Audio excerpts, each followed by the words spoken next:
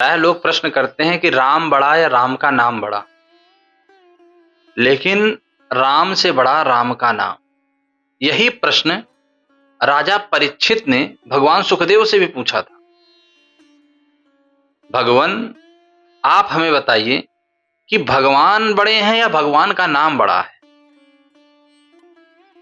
तो सुखदेव जी ने कहा, भगवान से बड़ा भगवान का नाम है।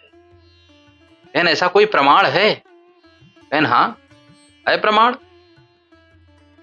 पहले उन्होंने महिमा बताई भगवान के नाम की।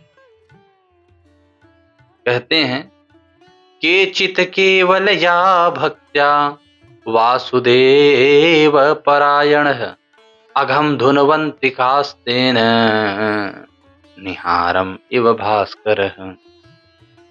कहते हैं, जिस प्रकार भगवान सूर्य के उदय होने पर निहार कहते हैं कोहरे को, जैसे वो समाप्त हो जाता है, उसी प्रकार से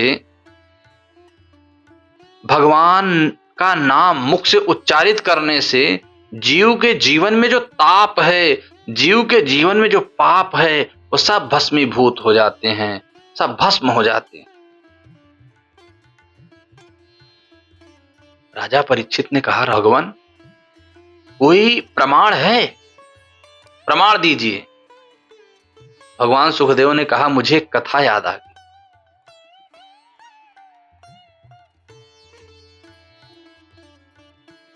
मुझे एक कथा याद आ गई। कान कुब्जे दुजह कश्चिद दासी पतिर अजामिल नामने नष्ट सदाचारो दास्य संसर्ग दूषित। कहते हैं, कन्नौज का एक ब्राह्मण है, बड़ा विद्वान ब्राह्मण था, कन्नौज का रहने वाला था, कान कुब्ज ब्राह्मण था, नाम था अजामिल। वेद पढ़ता था, वेदांत पढ़ता था, शास्त्रों की शिक्षा भी बहुत गूढ़ ढंग तरीके से लिया था, शास्त्र सम्मत बातें करता था, और जहां देखो वहां शास्त्रार्थ के लिए तत्पर रहता था। भागवत में लिखा है। और माता पिता की सेवा बड़ी निष्ठा से करता था। एक पत्नी व्रती था, अपनी पत्नी के अलावा किसी के बारे में चिंतन नहीं करता था, और अपने पुत्र से बहुत प्रेम करता था। लेकिन जाके प्रभु दारुण दुख देहि ताके मति पहिले हरि लेहि। जाके प्रभु दारुण दुख देहि ताके मति पहिले हरि लेहि। एक दिन की बात है, हवन के लिए, समिधा लेने के लिए वो वन की ओर प्रस्थान करता है, जंगल में जाने लगता है। संध्या का समय था। एक पुरुष मदिरा पान किए हुए एक गणिका के साथ व्यभिचार में लगा हुआ था। संस्कृत में वैश्या को गणिका बोला जाता है। तो व्यभिचार में लगा हुआ था, और अजामिल ने वह दृश्य देख लिया। अब अजामिल के दिमाग में, चित्त में वह बात चिपक गई, वह दृश्य चिपक गया। अब अजामिल उठता है, बैठता है, लकड़ी काट कर अजामिल अपने घर लेकर चला आया। फिर भी दिमाग में उसी नारी का चिंतन चल रहा है, उसके दिमाग में। अजामिल से रहा नहीं गया। अजामिल उस गणिका के पास गया, और अजामिल ने उससे कहा कि देवी, देखो, हमारे पास धन की कमी नहीं है, हमारे पास अनंत संपत्ति है, बहुत संपत्ति है। हमारे पूर्वजों ने भी बहुत संपत्ति इकट्ठा की है, और मैंने भी बहुत ढेर सारी संपत्ति इकट्ठा की। हमारे पास संपत्ति बहुत है, तुम बस चलो हमारे साथ। वो गणिका थी, उसको तो धन चाहिए, वो चल दी। जब वो घर आई, उसने देखा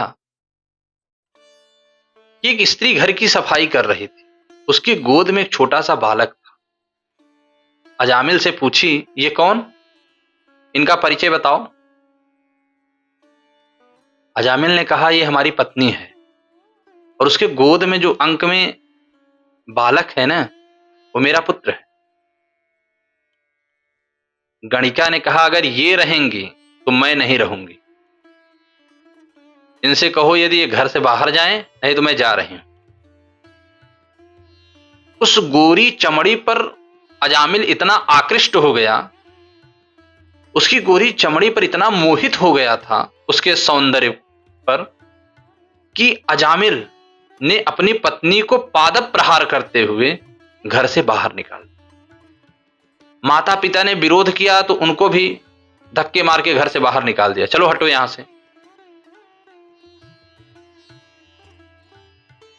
सबको हटा दिया घर से।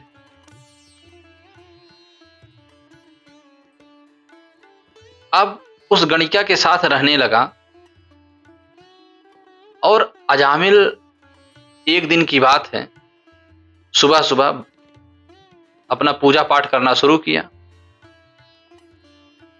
पूजा पाठ कर रहा था, दृष्टि पड़ गई गणिका की उस पर, माला जप रहा था, आई भड़क गई उसके ऊपर अजामिल के, तुम्हारे पास कोई काम नहीं है, सुबह सुबह लेकर बैठ जाते हो माला, जाओ धन कमा के लाओ। कोई स्किल्ड व्यक्ति तो है नहीं। अब उसके दिमाग में सूझा, उसने चोरी करने लगा। वो अजामिल चोरी करने लगा, और सिर्फ चोरी नहीं, चोरी के साथ साथ इतना चोरी में पारंगत हुआ कि वो धीरे धीरे डाका डालने लगा और उसका मन बढ़ता चला गया। लाभेन वर्धतः लोभ, जैसे जैसे लाभ बढ़ता है लोभ भी बढ़ता जाता है। देखते ही देखते वो डाकुओं का सरदार बन गया। अब डाकू अजामिल हर जगह चर्चा का विषय हो गया।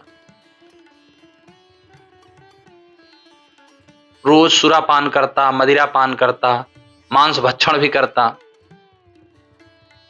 उसकी प्रवृत्ति बन गई। कालांतर में उसे 9 पुत्र हुए, 10वां पुत्र होने वाला था। उसी बीच कुछ संतजन अयोध्या से मथुरा जा रहे थे और रास्ते में पड़ता है कन्नौज, और कन्नौज में ही जिस रास्ते से होकर गुजरते हैं उसी रास्ते में अजामिल का घर था। संतों ने सोचा कि यहां पर तुलसी का वृक्ष है तो जरूर कोई न कोई यहां ब्राह्मण निवास करता है। सामने देखा कि एक गाय है जो जर्जर हो गई। तुलसी वृक्ष था, वो सूख रहा था। उस स्थिति को देखकर संतों ने सोचा ये ब्राह्मण का ही घर है, चलो जरूर यहां हम लोग की कुछ न कुछ व्यवस्था हो जाएगी रात्रि विश्राम की। तो संतों ने दरवाजे पे आवाज दी तो गणिका निकलकर बाहर आई। संतों ने कहा, देवी आपके पति कहां हैं, उनको बुलाओ, आज यहीं भोग लगेगा, आज यहीं भंडारा होगा, आज यहीं कीर्तन होगा, आज सब यहीं प्रसाद लेंगे, आज रात्रि भोज यहीं होगा। अब अजामिल की पत्नी सोचने लगी, अब गणिका सोचने लगी, करें तो क्या करें। सोचते सोचते उसकी आंखों से आंसू गिरने लगे। उसने कहा कि संत हमारे द्वार पे आए हैं और ये अगर चले गए तो बहुत बड़ा अपराध हो जाएगा हमारी जिंदगी में, हमारे जीवन में। ये हमारी माता कहती थी, बेटा कुछ भी करना लेकिन संतों से झूठ मत बोलना। जब गणिका के आंखों से आंसू झरने लगे तो संतों ने पूछा, बेटी क्यों रो रही हो। गणिका ने कहा, हम आपको भोजन नहीं करा सकते। हमारी रसोई में इतनी पवित्रता नहीं है,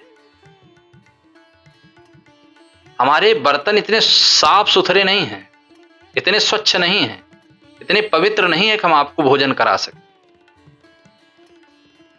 और आप गलत दरवाजे पे आ गए हैं। हमारा पति बहुत बड़ा डाकू है, वो मांस भक्षण भी करता है, वो मदिरा पान करता है। मैं अपने बर्तन में आपको भोजन नहीं करा सकता। हमारी रसोई में इतनी पवित्रता नहीं है कि मैं आपको भोजन करा सकूं।